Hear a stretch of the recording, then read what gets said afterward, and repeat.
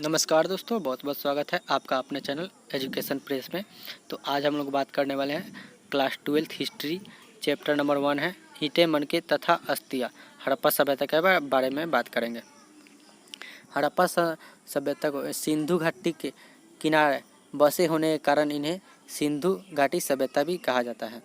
पुरातत्व क्या है, पूरा वस्तु क्या है? तो पुरातत्व वह वस्तु है जिसे खोद कर निकाला गया ज़मीन के अंदर से। ज़मीन के अंदर से जो भी आभूषण, जो मन के पुरातत्व, जो भी सामान मिले उसी को पुरातत्व कहते हैं। इस सभ्यता का नामकरण जो था हड़प्पा नामक स्थान पर हुआ था। इस संस्कृति की पहली जो कुछ अवशेषें मिली थी वो हड़प्पा नामक स्थान पर मिले थे, जिसके कारण हड़प्पा संस्कृति भी कही जाती है। हड़प्पा संस्कृति के दो प्रसिद्ध नगर जो थे वो मोहनजोदड़ो और हड़प्पा थी। इसे टाइगर भी कहा जाता है। हड़प्पा की टाइगर किसे कहा जाता है, हड़प्पा का बाघ किसे कहा जाता था? मोहनजोदड़ो और हड़प्पा को।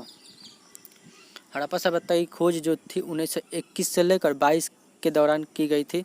1921 में क्या हुआ कि दयाराम साहनी ने हड़प्पा की खोज की और 1922 में राखालदास बनर्जी ने मोहनजोदड़ो की खोज कर दी। और किसके नेतृत्व में की? जॉन मार्शल के नेतृत्व में। हड़प्पा काल का जो हड़प्पा का काल था, हड़प्पा सभ्यता की जो विकसित की काल था वो 2600 ईसा पूर्व से लेकर 1900 ईसा पूर्व के बीच माना जाता है। ठीक है। हड़प्पा सभ्यता की जानकारी के प्रमुख स्रोत कहाँ से मिले हैं? तो खुदाई से मिले, इमारत से मिले हैं, मृद भांड से मिले हैं, औजार से मिले हैं, आभूषण से मिले हैं, मूर्तियों से मिले हैं, ये सभी से मिले हैं। हड़प्पा सभ्यता का विस्तार का क्षेत्र कहाँ से था? तो अफगानिस्तान था, जम्मू था, बलूचिस्तान था, पाकिस्तान जो कि कुछ हिस्सा है, गुजरात था, राजस्थान था, पश्चिम उत्तर प्रदेश, ये सभी विस्तार क्षेत्र है। थोड़ा थोड़ा इसके प्रमुख जो थे स्थल नागेश्वर, बालाकोट, कोटदीजी, चन्हुदरो, धौलावीरा, लोथल, कालीबंगा, बनावली इसके प्रमुख स्थल थे। यह एक नगरीय सभ्यता थी। सिंपल सी बात है, एक नगरीय सभ्यता थी, बहुत ही अच्छी सभ्यता थी। इसकी सबसे प्रमुख विशेषता जो थी इसकी नगर निर्माण की योजना थी। हड़प्पा सभ्यता की बस्तियां दो भागों में विभाजित थी, एक दुर्ग और एक निचला। दुर्ग पर अभिजात और अमीर वर्ग रहते थे और निचला शहर में गरीब, मजदूर ये सभी रहते थे। निचला शहर जो था वहाँ गरीब लोग रहते थे और वहाँ पर बनी जो संरचना थी, निचला शहर आवासीय भवनों के उदाहरण प्रस्तुत करता है तथा दुर्ग पर बनी संरचनाओं का प्रयोग संभवतः विशिष्ट सार्वजनिक प्रयोजन के लिए किया जाता था। हड़प्पा सभ्यता में सड़कों तथा गलियों को एक ग्रिड पत्ती से बनाया गया था। एक ग्रिड पत्ती बनाया गया था जो कि एक जैसे समकोण पर काटते हो, एक दूसरे के समकोण पर काटती हो। जल निकासी प्रणाली जो थी बहुत अद्भुत थी। घरों की नालियों को जो था वो गली के नालियों से जोड़ा गया था और नालियों को पक्की ईंटों से बनाई गई थी। काफ़ी साफ सफाई पर ध्यान दिया गया था उस पर। हड़प्पा सभ्यता में प्रमुख फसल गेहूँ, जौ, दाल, सफ़ेद चना तथा तिल जैसे खाद्य पदार्थ का इस्तेमाल का अनुमान लगाया गया है। हड़प्पा सभ्यता में भेड़, बकरी जैसे जानवरों को अस्तित्व का अनुमान लगाया गया है। ठीक है दोस्तों। अगला टॉपिक है कि हड़प्पा में पाई जाने वाली लिपि को पढ़ने में विद्वान अभी तक असमर्थ है। मतलब अभी तक उस लिपि को नहीं समझ पाए, अभी तक उस लिखावट को नहीं समझ पाए हैं। उसकी जो लिपि थी वो दाईं से बाईं ओर लिखी जाती थी, जैसे उर्दू आज के डेट में लिखी जाती है। उसमें जो चिन्हों की संख्या है वो 375 से लेकर 400 के बीच थी।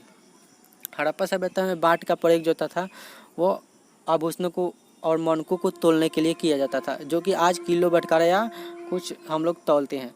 जो वहाँ पर बाट का प्रयोग होता था जो कि चट नमक पत्थर से बनाया जाता था। क्या? चट नमक पत्थर से बनाया जाता था। चन्हुदरो जो था शिल्प उत्पादन का एक प्रमुख केंद्र था।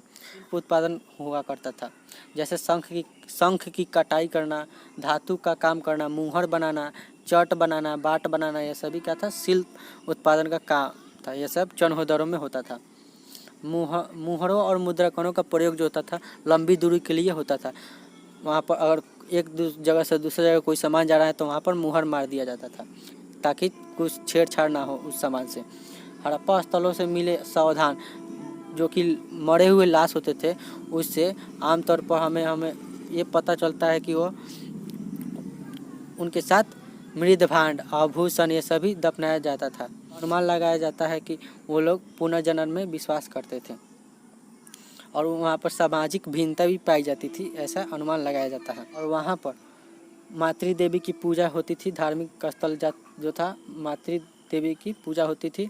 और क्या होता था कि एक पशुपतिनाथ शिव जी की योगी के मुद्रा में बैठे हैं, ऐसा अनुमान लगाया गया है कि वहाँ वह शिव जी की पूजा करते थे और शिवलिंग का भी अनुमान मिला है। लास्ट टॉपिक है हड़प्पा सभ्यता का आखिर पतन कैसे हो गया। तो हम लोग पढ़ेंगे हड़प्पा सभ्यता का आखिर पतन कैसे हो गया। विभिन्न विद्वानों का अलग अलग कहना है, लेकिन इसका कुछ संतोषजनक प्रमाण नहीं मिला है, लेकिन कुछ ऐसे भी प्रमाण मिले हैं जिससे ये पता लग सकता है कि हड़प्पा सभ्यता का पतन इस कारण हो गया होगा। पहला है बाढ़, दूसरा है जलवायु परिवर्तन, तीसरा है महामारी, चौथा है बाहरी आक्रमण, या पांचवा है भूकंप आया होगा जिसके कारण ये पूरी सभ्यता तहस नहस हो गई होगी। इन कारणों से हड़प्पा सभ्यता का पतन हो गया होगा, ऐसे अनुमान लगाया गया। यानी बाढ़, पहला नंबर बाढ़ यानी वो नदी के किनारे बसे होने के कारण बाढ़ आया होगा और पूरा तहस नहस हो गया होगा। दूसरा है जलवायु परिवर्तन, यानी नदी का मार्ग बदल जाना, सूखा पड़ जाना। तीसरा है महामारी, यानी वहाँ के जो कंकाल है उससे रिसर्च कर विद्वानों ने, इतिहासकारों ने बताया है कि वहाँ महामारी के कारण यह सभ्यता पतन हो गया है। या बाहरी आक्रमण, आर्यों का आक्रमण हुआ। हड़प्पा सभ्यता जो थी बहुत ही डेवलप थी, बाहरी जो शासक थे वो जलते थे, वह कारण भी हो सकता है। या भूकंप आया होगा तब पूरा तहस नहस हो गया होगा।